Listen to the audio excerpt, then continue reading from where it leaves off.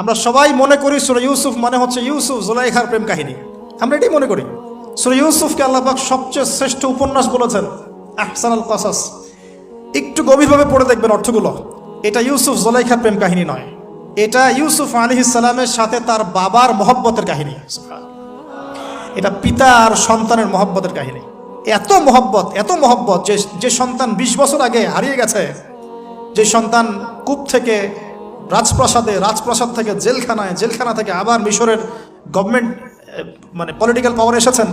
বাবা কিন্তু এটা জানেন না, কিন্তু সন্তান যখন একটা জামা পাঠিয়ে দিচ্ছে, জামা, এই কমিজটা নিয়ে যাও আমার বাবার চোখে দিও, বাবা দৃষ্টি ফিরে পাবে। ওই কমিজ নিয়ে যখন কিছু মানুষ আসছে তার বাসার সামনে, তিনি বলছেন ইন্নী লাআজিদু রিহা ইউসুফ, আমি আল্লাহর কসম ইউসুফের গন্ধ পাচ্ছি। এখন এটা মারা বুঝতে পারবেন, সন্তানের গন্ধ পাওয়া যায়। বাবারা বুঝবো, সন্তান মায়েদের আমাদের ছেলে মেয়েদের গন্ধ আমরা বুঝি, এটা আমার ছেলের গন্ধ, এটা মেয়ের গন্ধ। ইউসুফ আলাইহিস সালামের কামিজ আসছে 1200 মাইল দূর থেকে, আরও বেশি বা কম হবে, আর এখানে তার বাবা গন্ধ পাচ্ছেন। মহব্বত, এই কথাটা, এই আয়াতটা আসলেই চোখ দিয়ে পানি বের হয়ে যাবে।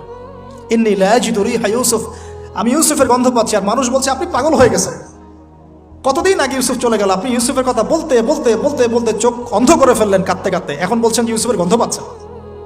সুবহানাল্লাহ। তো সূরা ইউসুফ পিতা আর সন্তানের প্রেম কাহিনী, মহব্বতের কাহিনী, ট্র্যাজেডি লাইফের। ভাইদের ষড়যন্ত্রে চলে গেলেন কূপে, কূপ থেকে রাজপ্রাসাদে, রাজপ্রাসাদ থেকে জেলখানায়।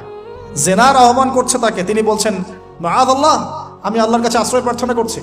এখানে আমরা সূরা ইউসুফ পড়তে গিয়ে ইউসুফ আলাইহিস সালামের বাহ্যিক সৌন্দর্য নিয়ে কথা বলি, তার চরিত্র, তার বাহ্যিক সৌন্দর্য চেয়ে অনেক বেশি সুন্দর। সূরা ইউসুফ আলাইহিস সালামের এই যে জেনা থেকে মুক্ত থাকার শিক্ষা, এটা যদি আমাদের যুব সমাজ নিতে পারে, ইনশাআল্লাহ অর্ধেক কাজ হয়ে যাবে ইনশাআল্লাহ। কত পার্সেন্ট যুবক আছে বলেন দেখি, একটু অনেস্টলি বলেন, সূরা ইউসুফ আলাইহিস সালামের মতো এরকম তাকওয়া, পরহেজগারিতা, জেনা মুক্ত জীবন যেমন করতে পারে। আমরা তো আরো ইচ্ছা করে প্রেম করি, অ্যাফেয়ার করি, রেপ করি, এই করি সেই করি। আর তাকে অফার করা হচ্ছে সম্ভ্রান্ত পরিবারের একজন রাজার স্ত্রী। ক্বালাত হাইতা লাক ক্বালা মাআযাল্লাহ। তাহলে এই মহামানব জীবন থেকে শিক্ষা আছে। আরেকটা বিষয় আছে, রুইয়াল হক, এখানে সত্য স্বপ্নের কথা আছে। তাই যারা বেশি পরহেজগার হবেন, আপনারা কিন্তু সত্য স্বপ্ন দেখবেন এবং স্বপ্নের সত্যতা ডিনাই করবেন না। শেষ জামানায় মুমিনের স্বপ্ন বেশি বেশি সত্য হবে। যদি সত্য স্বপ্ন দেখেন, ভালো স্বপ্ন দেখেন, প্রিয়জন, কোনো প্রিয় মানুষকে বলবেন। যদি দুঃস্বপ্ন দেখেন, খারাপ স্বপ্ন দেখেন, কাউকে বলতে যাবেন না। এখানে পড়লে আপনি দেখবেন কাফেরের স্বপ্ন সত্যি হয়েছে। আরেকটা স্ট্র্যাটেজি আছে সূরা ইউসুফের, এর আগে একটা লেকচারে বলেছিলাম।